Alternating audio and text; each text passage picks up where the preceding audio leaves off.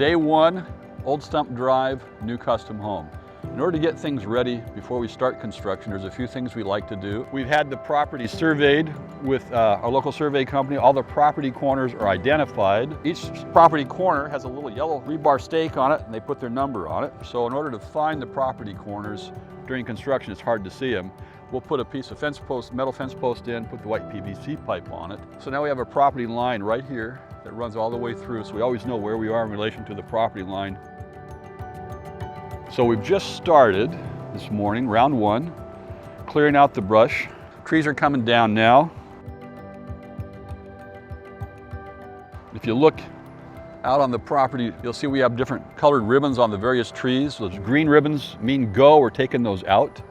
The red ribbons on the trees mean those stay or stop, so we want to hang on to those trees just for the landscaping down the road. So we've identified the footprint of the house. We've laid that out preliminarily to know what trees we can keep, what trees we can save. They'll be cut into certain lengths. We'll have a self-loading log truck come out, pick all of these up, off it goes to be recycled.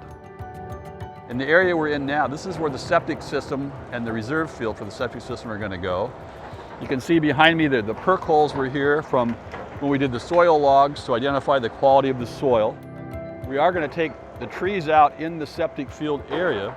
We have to be pretty surgical to do that because we don't want to disturb the quality of the soil for future drainage. So that'll be the next step as we get this finished.